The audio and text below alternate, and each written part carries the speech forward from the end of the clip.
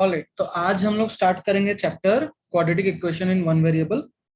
और इसके बारे में बात करने से पहले थोड़ा रिकॉल करते हैं कि जब हम पॉलिनोमियल्स के बारे में बात करें तो सबसे पहले क्या आ रहा था। सबसे पहले आ रहा था लीनियर पॉलिनोमियल। लीनियर पॉलिनोमियल आ रहा था। लीनियर पॉलिनोमियल में क्या था कि आपका जो डिग्री है, डिग्री ऑफ वेरिएबल जो है या डिग्री ऑफ एल्जेब्रिक एक्सप्रेशन जो है वो 1 था। और जब हम इस तरह के लीनियर इक्वेशन को, जैसे एक सिंपल एग्जांपल लेता हूं, x प्लस 5 p ऑफ x अगर इस पॉलिनोमियल का नाम है तो x प्लस 5, x का पावर यहाँ पे 1 है, तो ये एक लीनियर पॉलिनोमियल बन जाता था। और जब भी हम इस लीनियर पॉलिनोमियल को प्लॉट करते थे तो एक स्ट्रेट लाइन हमको मिलता था, एक स्ट्रेट लाइन मिलता था। अब क्वेश्चन ये हो सकता है कि सर इसको प्लॉट कैसे किया जाए। बड़ा सिंपल है। मान लो कि x प्लस 5 जो है वो y को रिप्रेजेंट कर रहा है। उसके बाद हम लोग क्या करते थे, इस तरीके से एक्स वाई लेते थे। अगर x की जगह 0 डालें, अगर x की जगह 0 डालें तो y का आंसर क्या आ रहा है, 5 आ रहा है। अगर y की जगह 0 डालें, अगर y की जगह 0 डालें तो x का वैल्यू -5 आ रहा है। तो फिर हम लोग 2 पॉइंट लेते थे, 0 5 मान लो यहाँ पे, और -50 यहाँ पे। इस तरीके से ये लाइन आ गया, लीनियर स्ट्रेट लाइन आया, तो इसका नाम इसलिए लीनियर पॉलिनोमियल दिया गया था। अब ग्राफिकली इसका मतलब और भी समझना है हमको कि इस लीनियर पॉलिनोमियल का सॉल्यूशन क्या है या फिर रूट क्या है। ऐसा वैल्यू x का जिसके लिए ये टोटल इक्वेशन 0 हो जाए, ऐसा वैल्यू x का जिसके लिए टोटल इक्वेशन 0 हो जाए। तो p ऑफ x जो हमको दिया गया था x प्लस 5, इसका एक ऐसा वैल्यू डालेंगे हम लोग x का कि ये 0 हो जाए। तो क्या करना है, x प्लस 5 इजिकल टू 0 लिखते हैं, x इजिकल टू -5। तो x का वैल्यू अगर यहाँ पे -5 डालेंगे तो ये इक्वेशन 0 हो जाएगा। तो दैट बिकम्स द सॉल्यूशन या root of this linear equation. I assume that this is clear. So moving ahead, graphically क्या है कि ये पॉइंट में x का जो वैल्यू है, इस एग्जैक्ट पॉइंट पे x का क्या वैल्यू है, हम लोग जस्ट सॉल्व किए थे, x का वैल्यू -5 था, तो that become the root. Graphically root of a equation is the point where the line या फिर the expression intersects the X axis. ये एक्स एक्सिस है, एक्स एक्सिस को ये लाइन जिस पॉइंट पे इंटरसेक्ट किया उसका एक्स कोऑर्डिनेट का वैल्यू कहलाता है अपना 0 ऑफ द पॉलिनोमियल। ये तो था फंडामेंटल्स। अभी इसी फंडामेंटल पे हम लोग क्वाड्रेटिक इक्वेशन के बारे में बात करेंगे। तो क्वाड्रेटिक इक्वेशन क्या है? क्वाड्रेटिक इक्वेशन एक ऐसा अलजेब्रिक एक्सप्रेशन है जिसका डिग्री 2 होगा, जिसका डिग्री 2 होगा। और जनरली इसको एक स्टैंडर्ड फॉर्म में इस तरीके से लिखा जाता है, जहां पे a can not be 0 and a b and c are constants. तो ये इस तरीके से दिखाया जाता है, इसको हम लोग क्वाड्रेटिक इक्वेशन बोलते हैं। और जस्ट 1 सेकेंड। ऑलराइट, तो ये है अपना क्वाड्रेटिक इक्वेशन। और देखो, देखिए इसमें वेरिएबल क्या है। हम तो ए बी सी तो डिक्लेयर कर दिए कि ये कांस्टेंट है, वेरिएबल कौन है, ये वेरिएबल है। तो जैसे कि अपना quadratic equation in one variable chapter है, तो ये हो गया क्वाड्रेटिक इक्वेशन। क्वाड्रेटिक इक्वेशन क्योंकि डिग्री हो गया 2, इसका हाईएस्ट डिग्री इस टोटल ये में वेरिएबल का क्या है, 2 है, तो ये डिग्री 2 हो गया। और वेरिएबल सिर्फ इसमें अकेला x ही है। अब क्या आपको ध्यान देना है, ये बड़ा इंपॉर्टेंट है कि क्वाड्रेटिक इक्वेशन में a कभी भी 0 नहीं होगा, मतलब इसका कोएफिशिएंट जो है ना वो कभी भी 0 नहीं होगा। तो 4x² एक क्वाड्रेटिक इक्वेशन कहला सकता है। क्यों? क्योंकि 4x² को मैं ऐसे रिप्रेजेंट कर सकता हूँ, 4x² प्लस 0x प्लस 0। अब ये भी 0 है, ये भी 0 इंटू x 0 है, तो बस एक्चुअली मैं 4x² को ही रिप्रेजेंट किया हूं, लेकिन ये अभी स्टैंडर्ड फॉर्म में दिख रहा है। और इसका टोटल हाईएस्ट डिग्री 2 है, a यहाँ पे 0 नहीं है, तो ये एक क्वाड्रेटिक इक्वेशन कहलाया जा सकता है। उसी तरह सिर्फ x² भी अगर हो तो ये भी क्वाड्रेटिक इक्वेशन कहलाएगा, क्योंकि इसको मैं कैसे रिप्रेजेंट करूंगा, 1x² प्लस 0x प्लस 0। इतना दूर क्लियर होगा बात आप लोग को? तो ये ठीक है, समझ में है आपको कि a का वैल्यू कभी भी 0 नहीं हो सकता, बाकी किसी का भी वैल्यू 0 हो चलेगा, इजंट इट? तो ये गया अपना quadratic equation in one variable. अब एक चीज आपको और इसमें ध्यान रखना है,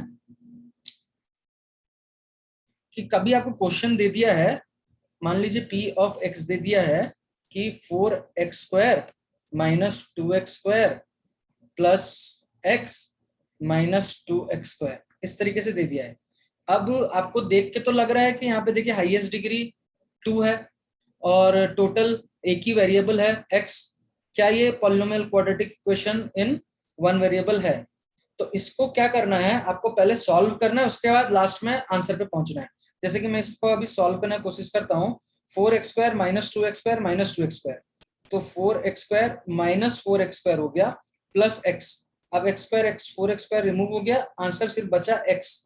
ये जो आंसर है, आंसर का डिग्री 1 है। तो इसका मतलब ये जो टोटल इक्वेशन दिया गया था हमको, या एक्सप्रेशन दिया गया था हमको, ये क्वाड्रेटिक इक्वेशन नहीं है, ये लीनियर इक्वेशन है। I hope it is clear up to this. Okay, next topic आते हैं हम लोग।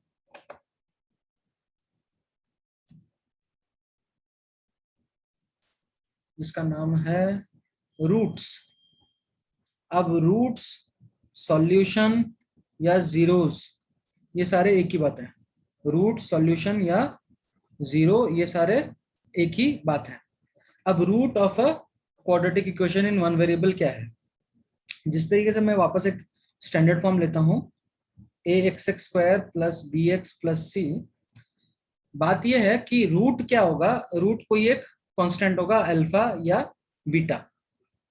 और आपको ये ध्यान देना है क्वाड्रेटिक इक्वेशन का, क्योंकि डिग्री जो है वो 2 है, तो मैक्सिमम हमारे पास 2 सॉल्यूशंस या 2 रूट्स या फिर 2 जीरोस आ सकते हैं।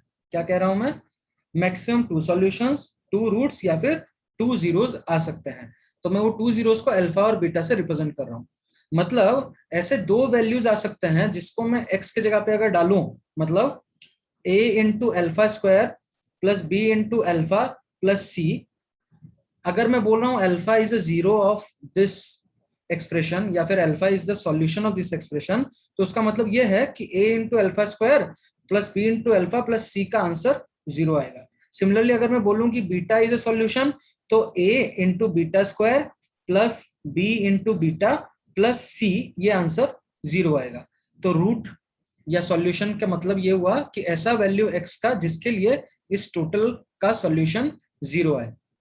अब थोड़ा सा मैं एक स्टेप और आगे जाके बाहर का बात भी आप लोगों को बताना चाहूंगा कि जैसे हम लोग लीनियर पॉलिनोमियल को सॉल्व करते हैं तो स्ट्रेट लाइन आता है ग्राफ में, उसी तरह हम लोग एक क्वाड्रेटिक पॉलिनोमियल को सॉल्व करेंगे तो हमको इस तरह का स्ट्रक्चर मिलेगा, और इसको हम लोग बोलते हैं पैराबोला।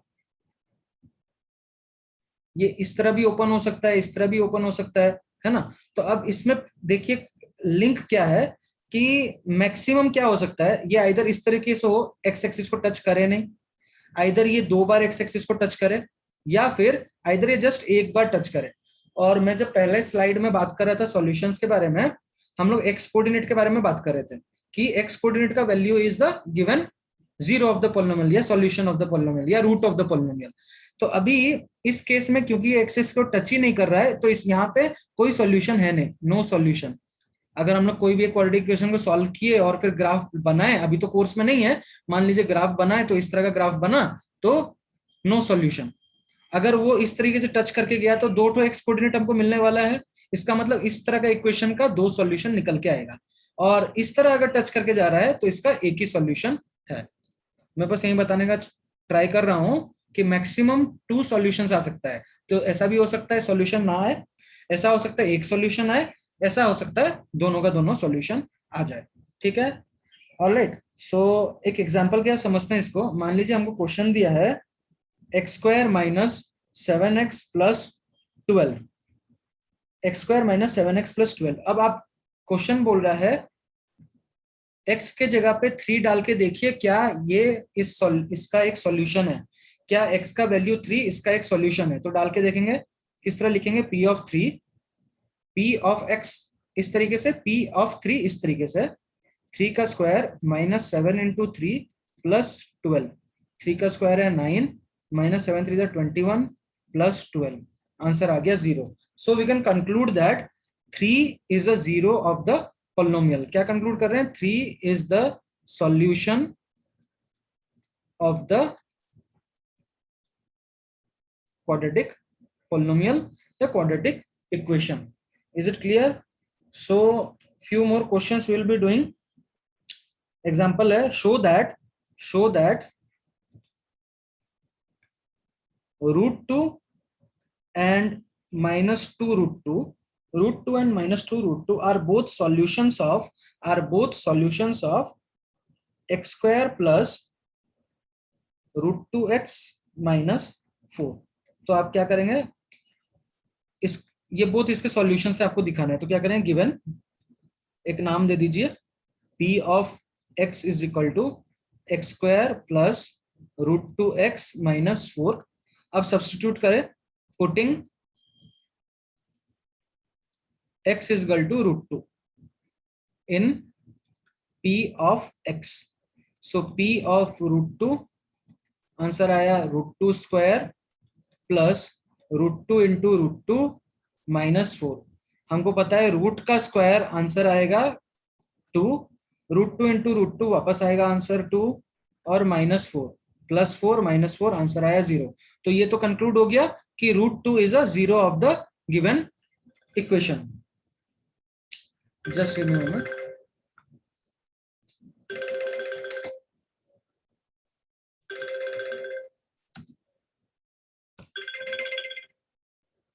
Hello.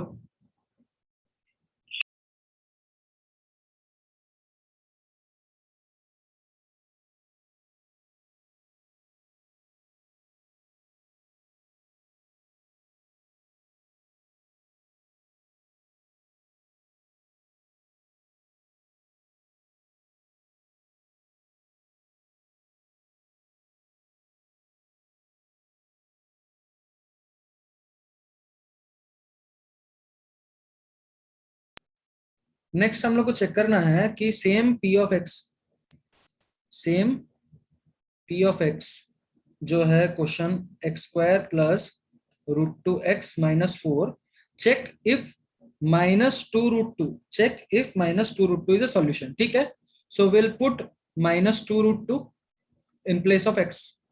तो -2 होल स्क्वायर प्लस √2 इंटू -2 -4. अब नेगेटिव का स्क्वायर हमेशा पॉजिटिव होगा. 2 का स्क्वायर 4, √2 का स्क्वायर 2, तो 4 इंटू 2 √2 2 इंटू -2 -4, इधर -4, 4 2 जा 8 plus minus minus, answer is 0. तो यहां पे भी क्योंकि आंसर 0 आ गया तो मैं ये कह सकता हूं कि -2 is also one of the zeros, या one of the solutions of the given quadratic equation. So moving to the next question. If 2/3 is a root of the equation k x square minus x minus 2 is equal to 0. If 2/3 is a root of the equation kx square minus x minus 2, then find the value of k. ठीक है, पहले ही declare कर दे रहा है कि 2√2 इसका एक root है, 2/3 x का एक रूट है. तो p of x हमको क्या दिया है, kx square minus x minus 2. p और डिक्लेयर कर दिया है कि ये 0 ही है. ठीक, कोई बात नहीं. सो k 2/3 square minus 2/3 minus 2 is equal to 0, which implies that 2/3 का स्क्वायर होगा 4/9, 4/9 k minus 2/3 minus 2 is equal to 0. इस दोनों का एलसीएम आएगा 9, तो क्या बचेगा 4k minus 6 minus 18 is equal to 0, which implies that 9 into 0 इधर आ जाएगा, 9 इधर डिवाइडेड है, इधर जाएगा तो मल्टीप्लाई हो जाएगा, तो it will become 0. So 4k minus 6 minus 18 is equal to 0. -6 minus 18 is -24, which implies that 4k minus 24 इधर आएगा तो plus 24, which implies that k is equal to 24/4, that is equal to 6. So k का value हमारे पास आ गया 6. अभी एक question आप लोग के मन में आ सकता है, सर आप पॉलिनोमियल कह रहे हैं और ये हम लोग का चैप्टर इक्वेशन में है. जब हम लोग जैसे x square minus 2x minus 4 के बारे में बात कर रहे हैं, ये एक पॉलिनोमियल है. इक्वेशन कब होगा? जब इसके राइट हैंड साइड में एक इजगल टू डाल के हम लोग इस तरीके से लिख रहे हैं. तो हमारा चैप्टर इस पे है, हम लोग इक्वेशन के बारे में ही बात कर रहे हैं कि X square minus 2x minus 4 is equal to something दिया हुआ है. अच्छा, तो अभी इसमें कंफ्यूज मत होइएगा आप लोग. अभी क्वेश्चन हम लोग ले रहे हैं कि if 2 and 3 are roots of the equation, if 2 and 3 are roots of the equation, equation दे दिया है हमको 3x square minus 2mx plus 2n is equal to 0. अब निकालना है आपको वैल्यू m और n का. m एंड n आपके लिए क्वेश्चन मार्क है. ये दो आपको रूट्स दे दिया है, आपको निकालना है. ठीक है, हम लोग एक काम करते हैं. पुटिंग टू इन इक्वेशन 1, इसको मान लीजिए नाम दे दीजिए equation 1. Putting 2 in equation 1, 3 into 2 का square minus 2m into 2 plus 2n is equal to 0. 2 to the 4 to the 12 minus 4m plus 2n is equal to 0, which implies that minus 4m plus 2n is equal to minus 12. अब अगर सबका sign change कर देंगे तो क्या हो जाएगा? 4m minus 2n is equal to 12 लिख सकते हैं. ठीक है, 4m minus 2n is equal to 12 लिख सकते हैं. एक मिनट. तो एक तो ये आ गया, 4m minus 2n is equal to 12 आ गया. अब दूसरा निकालते हैं. वापस क्वेश्चन लिखते हैं. 3m square minus 2mx plus 2n is equal to 0 और इस बार वैल्यू डालना है 3. तो 3 इंटू 3 स्क्वायर माइनस 3 लिखना हो. Putting 3 in the above equation, 3 into 2 into m into n के जगह पे वापस 3 डालेगा, x के जगह पे sorry, plus 2n is equal to 0, which implies that 3 3 9 3 27, 2 3 6 plus 2m is equal to 0, 2n is equal to 0, minus 6m plus 2n is equal to minus 27, या फिर इसको इस तरीके से लिखा जा सकता है 6m minus 2n is equal to 27. तो एक इक्वेशन आ गया 6m minus 2n is equal to 27, एक इक्वेशन आ गया 4m minus 2n is equal to 12. अब इसको यहाँ पे सॉल्व करते हैं. एक आया हमारे पास 6m minus 2n is equal to 27 और दूसरा आया हमारे पास 4m minus 2n, 4m minus 2n is equal to 12. Subtraction कर दीजिए, सब्ट्रैक्शन करेंगे तो साइन चेंज हो जाएगा.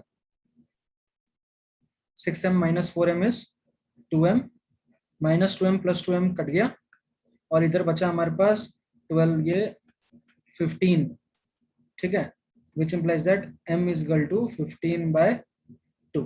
अब m आ गया, m का वैल्यू लेके आप किसी में पुट कर दीजिए, इसमें पुट करिए या इसमें पुट करिए, किसी में पुट करिए, आपको n निकल के आ जाएगा. मैं सॉल्व करके बता देता हूँ. 6 इंटू, मैं इसमें डाल रहा हूँ 6 into 15/2 minus 2n is equal to 27.